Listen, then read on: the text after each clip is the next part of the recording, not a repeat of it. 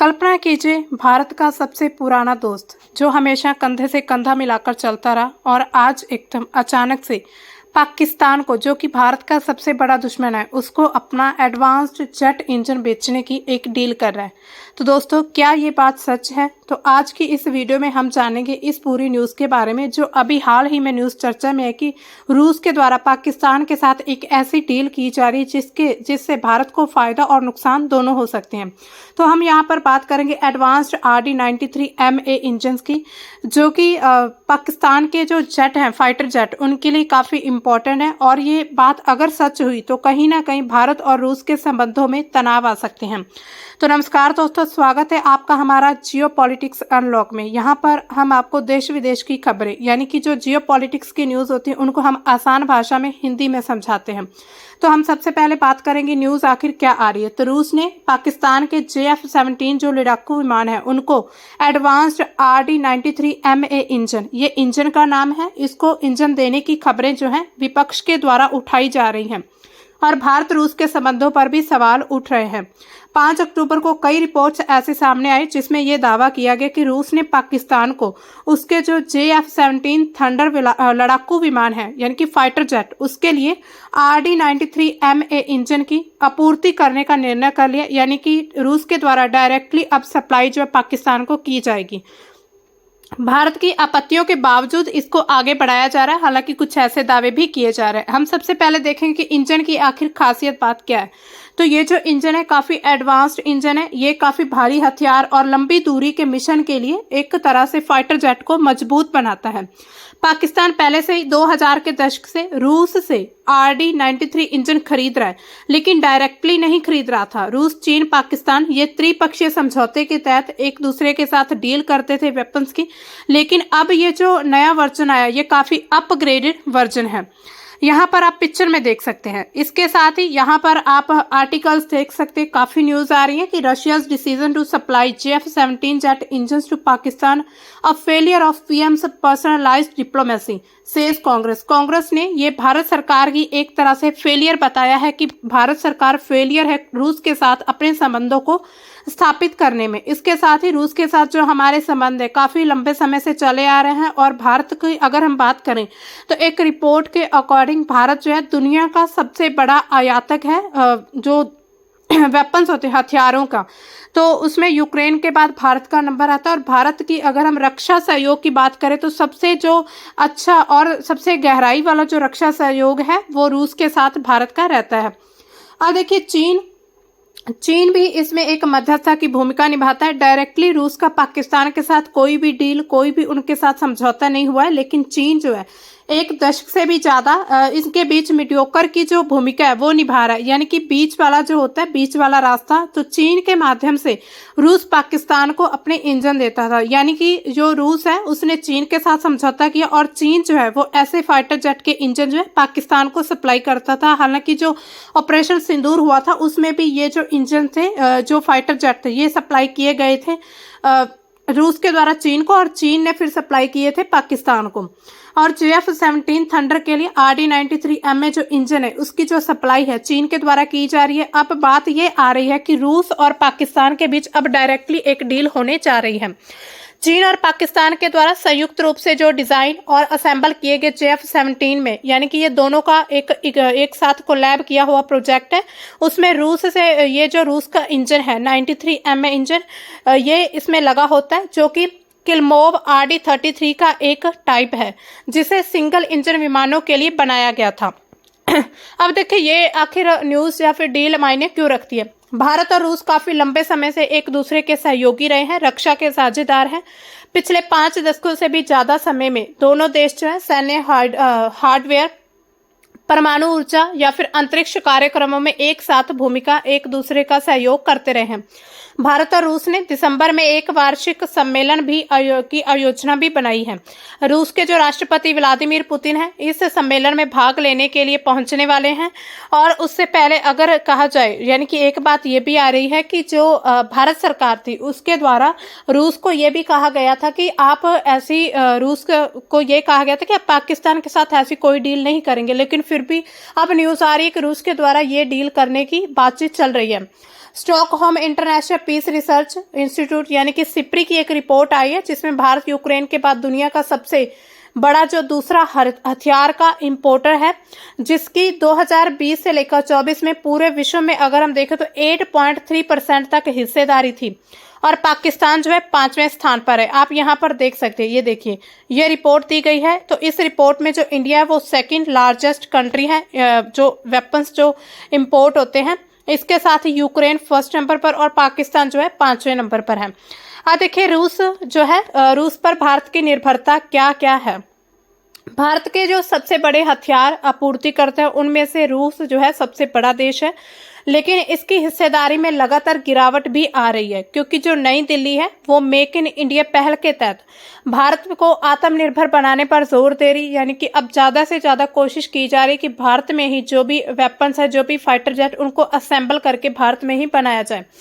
और रक्षा खर्च लगातार बढ़ा रही है। फ्रांस, इजराइल, संयुक्त राज्य अमेरिका जैसे जो वेस्टर्न कंट्रीज हैं उनके साथ भी खरीद में विविधता लेकर आ रहा है भारत।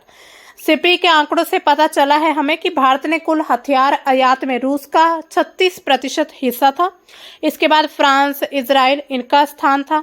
2015 से 19 के बीच 55% था और 2010 से 14 72%, यानी कि लगातार अगर हम रिपोर्ट्स को चेक करेंगे तो इसकी जो परसेंटेज है, यानी कि जो हिस्सेदारी, उसमें गिरावट होती नजर आ रही है। यानी कि 2020 से लेकर 24 के बीच भारत के कुल हथियार इंपोर्ट में भी 9.3% की गिरावट देखी गई है। यानी कि भारत अब मेक इन इंडिया के तहत भारत में ही हर एक चीज बनाने की कोशिश की जा रही है, चाहे वो हथियार हो, चाहे वो मैन्युफैक्चर का कोई भी सामान हो। इसके साथ ही पाकिस्तान के हथियार आयात में वृद्धि हो रही है। जहां पर भारत अपने रक्षा आयात को कम कर रहा है, वहीं पर पाकिस्तान जो है अपनी खरीद में तेजी से वृद्धि कर रहा है। 2015 से 19 की रिपोर्ट और 2020 से 24 के बीच पाकिस्तान के जो हथियार इंपोर्ट है उसमें 61% की जो है वृद्धि, इंक्रीज देखा गया है, क्योंकि उसने बड़े पैमाने पर खरीद कार्यक्रम के तहत लड़ाकू विमान और फ्रिगेट मिलने लगे, यानी कि उनको काफ़ी फाइटर जेट मिल रहे हैं, या फिर चीन से, या फिर पाकिस्तान, या फिर अमेरिका से, या फिर रशिया से इनडायरेक्टली। तो अब उसका जो इंपोर्ट है उसमें जो है लगातार ग्रोथ नज़र आ रही है। तो सिप्री की रिपोर्ट में हमने भारत का देखा। अब पाकिस्तान की जो हिस्सेदारी थी वो 4.6% थी 2020 से लेकर 24 के बीच।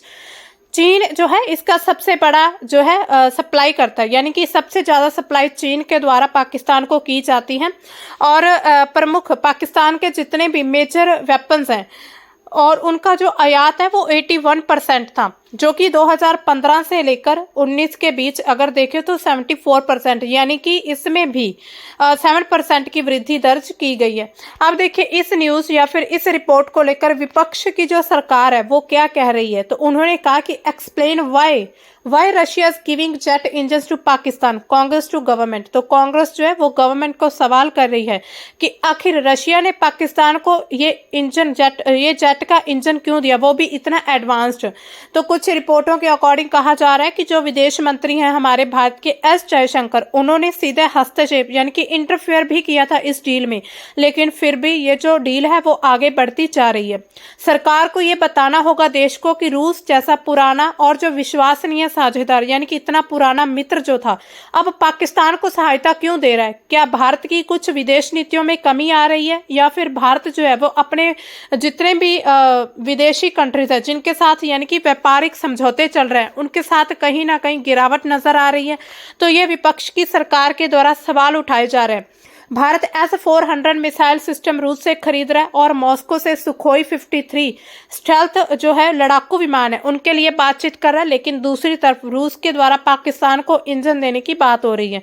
तो यहाँ पर आप ट्वीट देख सकते हैं, ट्वीट के माध्यम से भी काफ़ी सवाल पूछे गए कि एक्सप्लेन करिए कि रशिया आखिर पाकिस्तान के इतना क्लोज क्यों जा रहा है।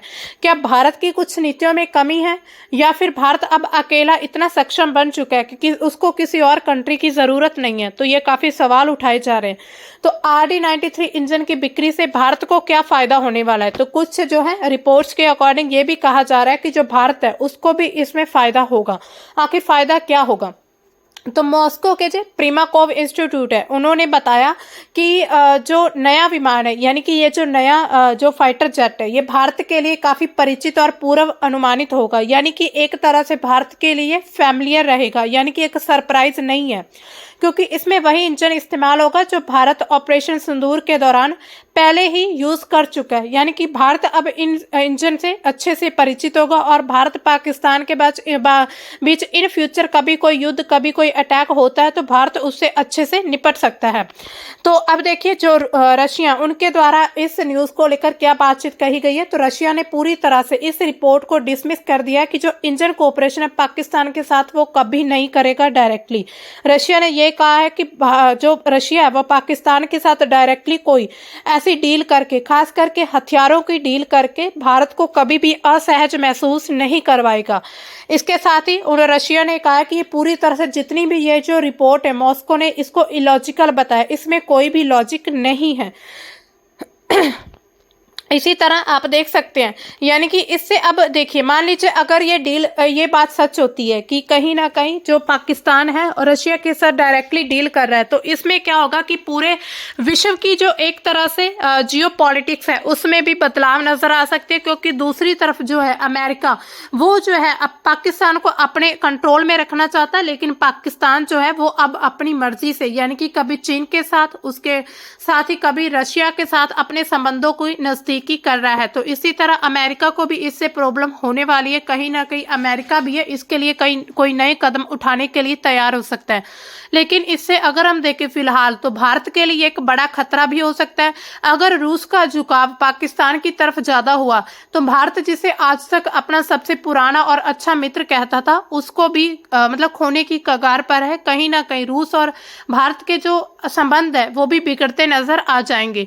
तो दोस्तों ऐसे ही मतलब जियो पॉलिटिक्स की न्यूज़ के लिए हमारे चैनल को फॉलो करें, सब्सक्राइब करें और इसके साथ ही इस वीडियो को शेयर करें, लाइक करें और आपके इसके बारे में क्या विचार है आप हमें कमेंट सेक्शन में बता सकते हैं।